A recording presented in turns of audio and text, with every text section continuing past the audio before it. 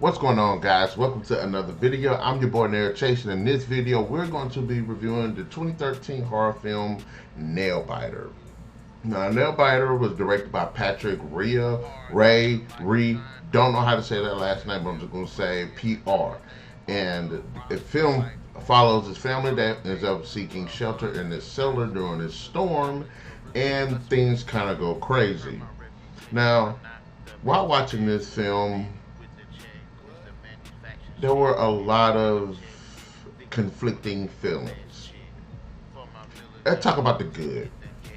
Ultimately, it's a very interesting and unique story. There are some interesting bits that feel like they've been pulled from other films, but it's unique in the presentation and its delivery, and I just like how special the premise of the story actually is. Also, another interesting aspect to the film that does work in its favor is the atmosphere.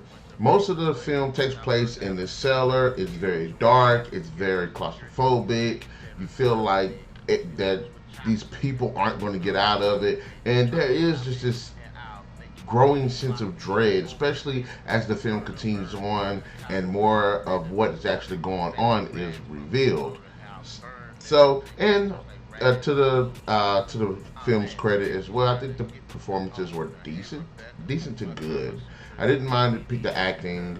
I thought it was actually pretty decent. The most of the people do pretty good job. Although there are some people ham it up here and there, and there are some campy moments, especially with some of the dialogue. But ultimately, the performances itself is good. But what really caught my eye with this film is really the premise.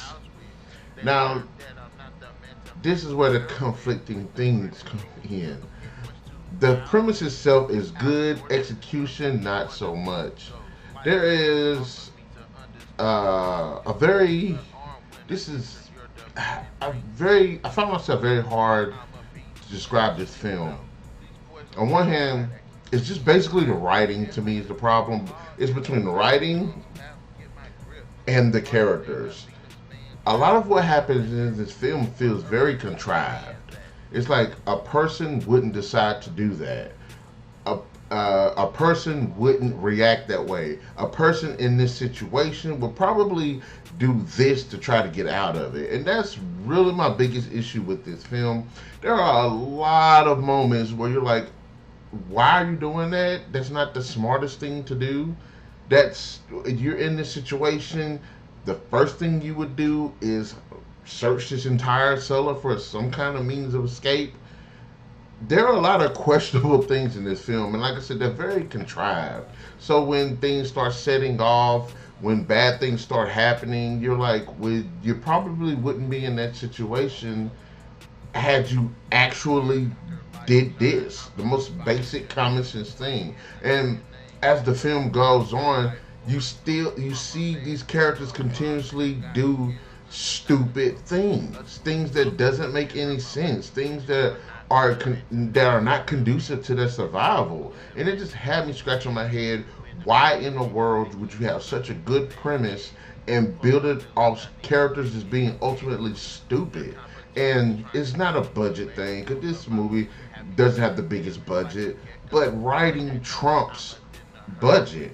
A good story, good, well-written characters can make for a very compelling movie, even if you don't got the budget for it. Now, one of the base things that are in this film, that there are creatures in this film, and for the most part, they do a great job of not really showing them. You get various glimpses here and there, and even when we do get them a bit on the screen, they're still mostly off screen, and it's never like a full shot. So kudos to them for that. Although sometimes the practical effects aren't really the best. And a lot of the kills are off screen. I noticed that as well. But ultimately, this film, I think, it's definitely worth a watch, in my opinion, especially given the premise itself. But the film, just the writing, it's like half the writing, like the setup is good, the scenario itself is good, the characters are written in just piss poor stupid idiotic, just, and it's one of the basic things that I hate about slasher films. A lot of times, especially low budget films, are they don't know how to write characters. Characters to make smart decisions. Characters that want to generally have want to survive, and they would do smart things. Especially some of the more, especially since it takes place. A lot of these movies take place nowadays.